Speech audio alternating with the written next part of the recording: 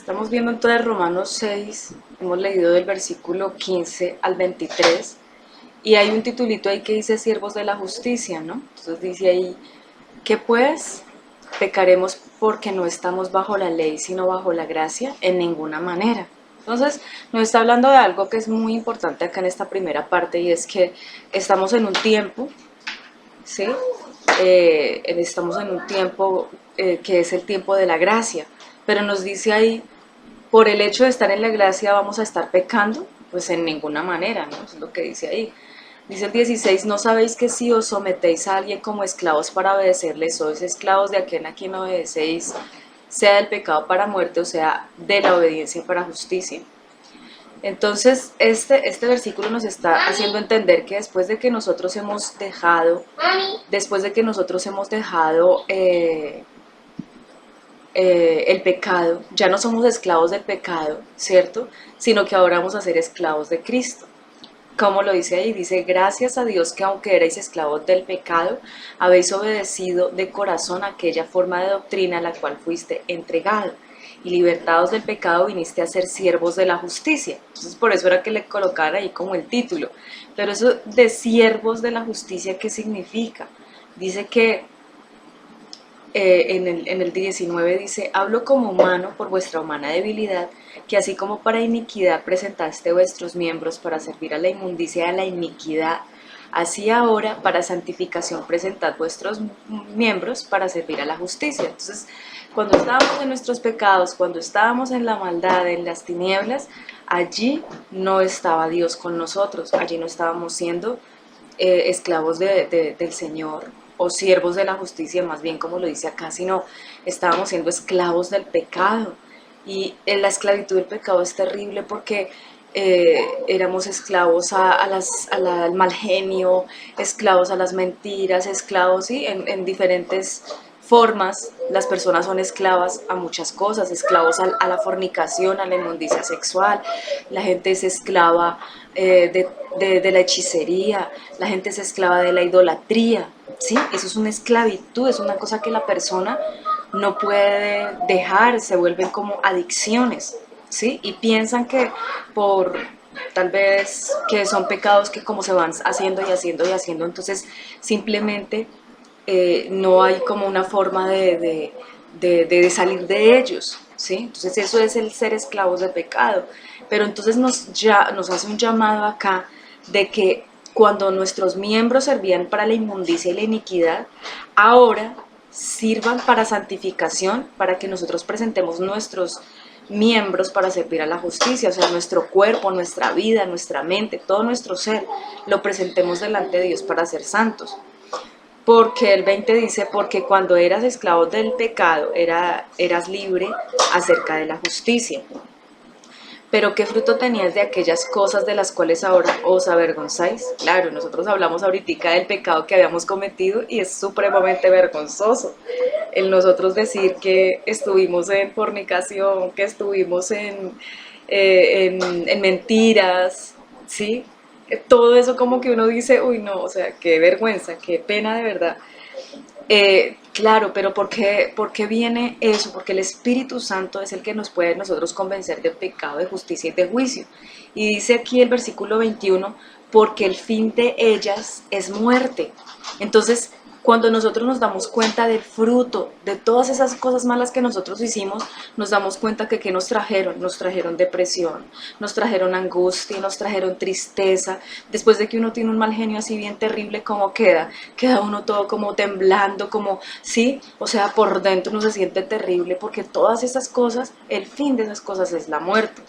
Pero dice el versículo 22, más ahora habéis sido libertados del pecado, gloria al Señor, o sea, qué bueno, qué bendición, qué maravilla. Y hechos siervos de Dios, tenéis por vuestro fruto. Entonces, ahora, ¿qué fruto es el que tenemos nosotros? El fruto de la santificación, ¿sí? Este es el tiempo de la santificación. Y este es el tiempo en donde estamos viviendo cosas súper terribles que no pensábamos tal vez que las fuéramos a vivir, a pesar de que la Biblia nos lo habla, ¿sí? Pero estamos viviendo una situación muy fuerte en donde tenemos que estar en nuestras casas, en donde tenemos que tener tanto cuidado por virus, por esta cosa terrible que está pasando a nivel del mundo, ¿sí? Entonces dice que nuestro fruto sea que más bien la santificación, y eso es en lo que nosotros debemos estar procurando y en la búsqueda de la presencia del Señor, de la unción del Señor, como dice también en Mateo capítulo 25 acerca de las vírgenes insensatas y las vírgenes prudentes, ¿cierto? Son 10 vírgenes, pero 5 de ellas se prepararon, estuvieron ahí buscando la presencia del Señor, y eso lo manifiesta como que ellas tenían sus lámparas encendidas, pero adicional a eso ellas tenían una reserva de aceite para poder ir y llevar este aceite siempre hasta que esperaran la venida del esposo. Entonces nuestra como labor en este tiempo es precisamente estar en ese tiempo de búsqueda de la presencia del Señor, de santificación, y somos libres del pecado, somos siervos de Dios. Y dice aquí en el versículo 22 que nuestro fruto es la santificación y el fin es la vida eterna, ¿sí? Despojémonos de la idolatría, despojémonos de toda cosa que aún esté quedando en nuestras vidas, de todo pecado que esté quedando en nuestras vidas cada día, porque el fin de que nosotros estemos en ese proceso de santificación, en ese fruto de santificación es la vida eterna. Y el versículo 23, que es como el versículo allí que nos ha estado hablando acerca de que la salvación es un regalo de Dios, el versículo 23 dice, porque la paga del pecado es muerte, mas la dádiva de Dios es vida eterna en Cristo Jesús, Señor nuestro. Entonces podemos entender que cuando nosotros estamos en pecados, lo que vamos a obtener es muerte. ¿En qué estamos cuando estamos en pecado? En muerte. Pero dice que la dádiva, o que el regalo, que es lo que significa dádiva, el regalo de Dios es vida eterna en Cristo Jesús, Señor nuestro.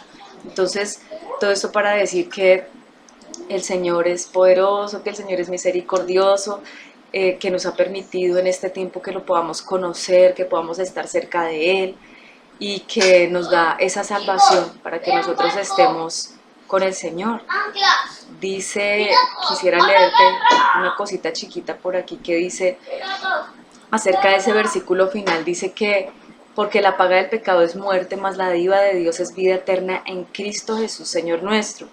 Cuando trabajamos para el pecado, la paga va a ser muerte. Cuando servimos a Dios, no se nos da paga, pero Él gratuitamente nos da el mejor paquete de beneficios imaginable, ¿sí?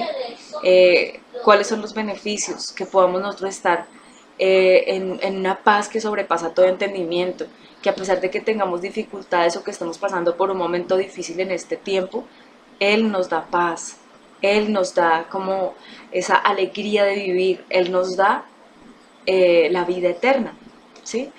Dice aquí también que cada pecador se gana esto a través de un servicio prolongado, doloroso y difícil. Oh, qué dolores soportan los hombres para llegar al infierno. Temprano y tarde ellos se afanan en el pecado y no estarán la justicia divina en su deuda si no les pagara sus salarios pendientes. Entonces lo que quiere decir esto es un comentario, comentarios bíblicos. Entonces lo que quiere decir esta parte es que el pecador gana el infierno, ¿sí? El pecador gana teniendo un servicio prolongado, doloroso y difícil al pecado, porque el cometer el pecado en un momento puede ser algo como, no sé, como que le da la adrenalina y todo eso, pero dice aquí que ese servicio prolongado es un dolor que va a soportar el hombre para llegar al infierno, ¿sí?